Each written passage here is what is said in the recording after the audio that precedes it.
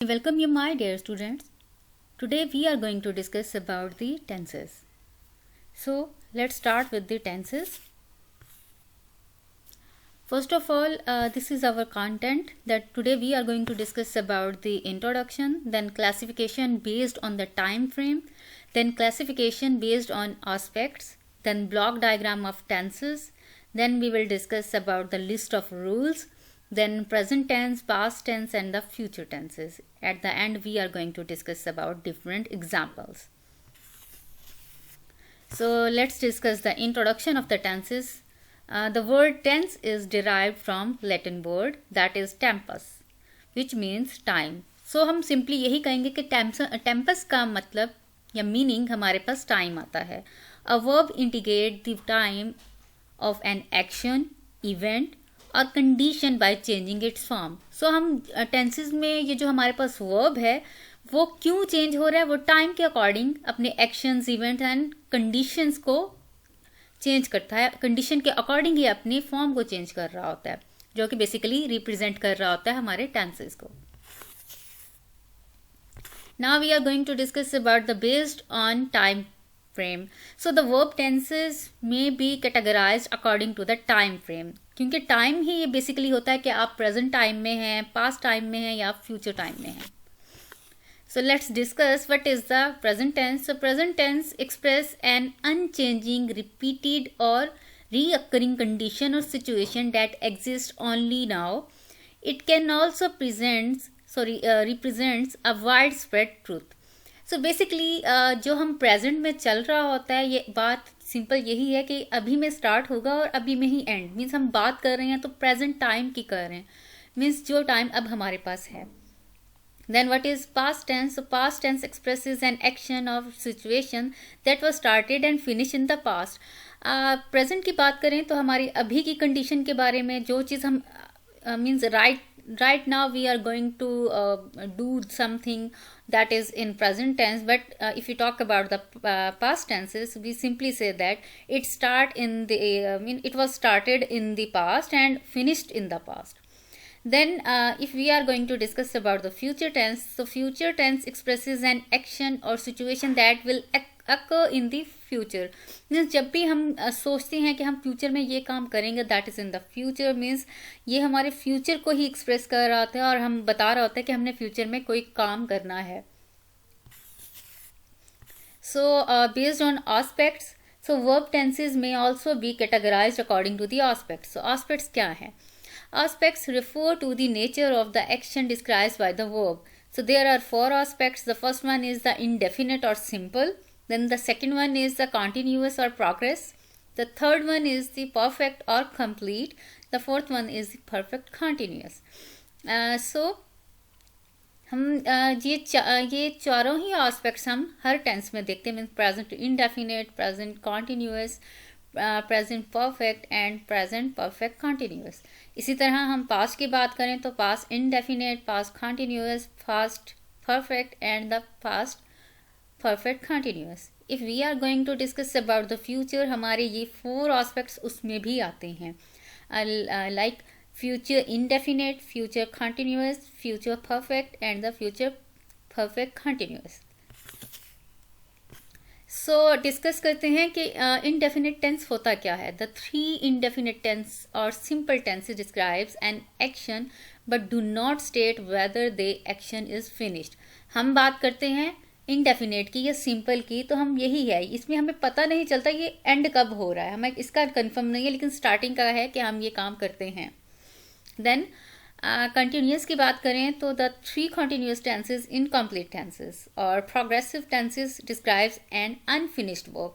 हम कंटिन्यूस की बात करते हैं तो काम हो रहा है, जारी है, लेकिन हमें कंफर्म नहीं है ये ख़त्म होगा, हुआ है या नहीं.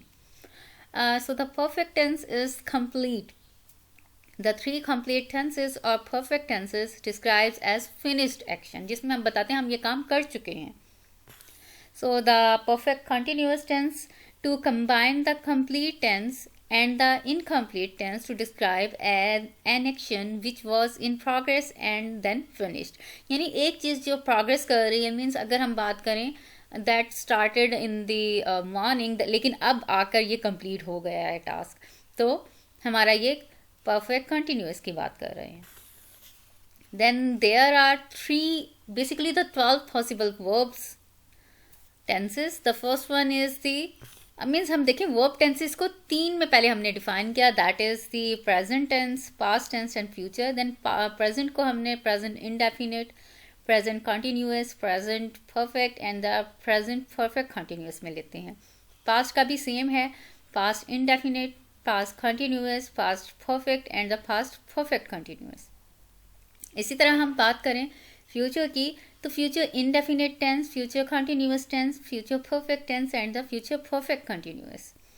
सो let's discuss the list of the rules. Means simple क्या है.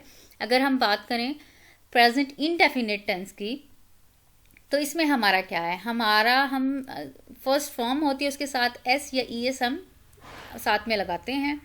इसी तरह अगर हम बात करें प्रोग्रेसिव फॉर्म की, तो यानी हम कॉन्टिन्यूअस की, तो हमारे पास इज़ आर एम आता है और साथ में हमारी जो फॉर्म होती है वर्ब की ING फॉर्म आती है.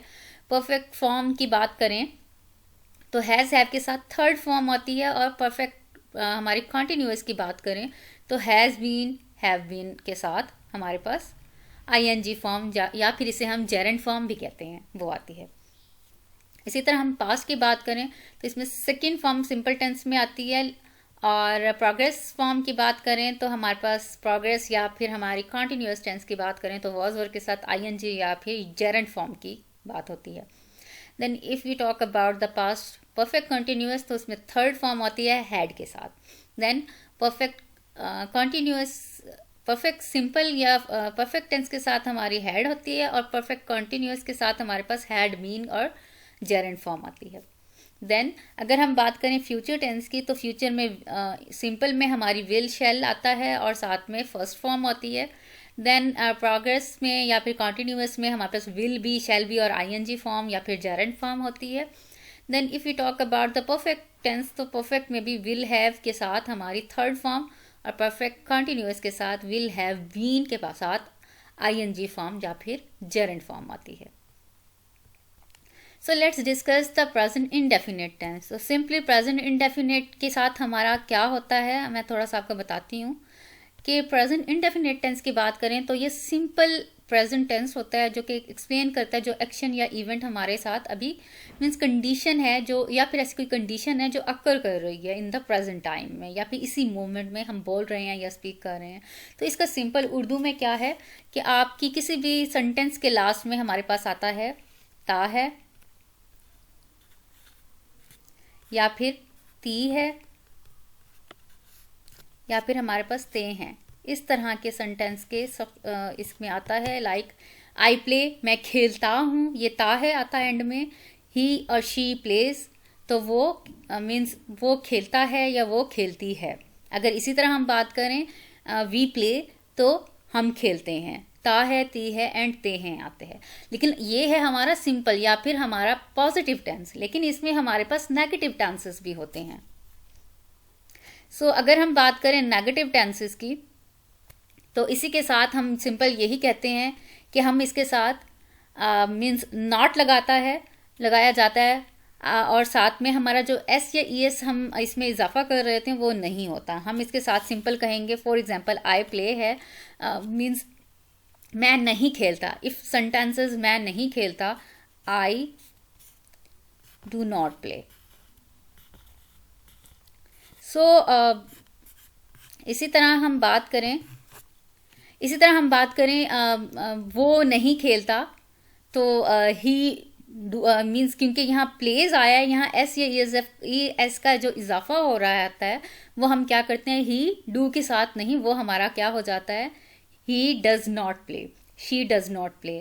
और दे के साथ हम क्या करते हैं कि हमारा थोड़ा सा सिंपल क्या है कि हमने इनके साथ दे के साथ भी हमारा आई और वी वाला आई वी दे के साथ हम एस या ES का इजाफा भी नहीं करते. और साथ में हमारा सिंपल यही है कि हमने उसमें जब मीन्स डू और डज का आता है तो आई वी और दे के साथ डू, और अदरवाइज हमारे पास हम सिंपल यही कहेंगे कि हमारे पास ये मीन्स दे के साथ भी डू आता है और बाकी सबके साथ डज आता है, और सिंगुलर नेम के साथ भी. अगर हम इसी तरह बात करें कि मीन्स हमारे पास जो हमारे पास इंटेरोगेटिव सेंटेंस आता है उसमें हमने क्या किया, यही डू डज हम स्टार्ट में ले आते हैं. फॉर एग्जाम्पल हम बात करते हैं आई प्ले का, मीन्स क्या मैं खेलता हूँ, तो हम सिंपल कहेंगे डू आई प्ले, साथ में हमारा क्वेश्चन मार्क आता है. या फिर ही और शी के साथ अगर लें तो does he plays, sorry play, and इसी तरह डज शी प्ले. तो ये चीज़ें हमारी आती हैं हमारे पास जो इंटेरोगेटिव सेंटेंसेस है. हमारे पास नेगेटिव इंटेरोगेटिव भी आते हैं, तो उसका सिंपल क्या है, डू आई नॉट प्ले हम कर देंगे. इसी तरह does he not play, does she not play. तो इस तरह के सेंटेंस का स्ट्रक्चर होता है. तो this was about the present tense, indefinite tense. अब इसके बाद हम बात करते हैं नेक्स्ट सेंटेंस की, या फिर हम बात करें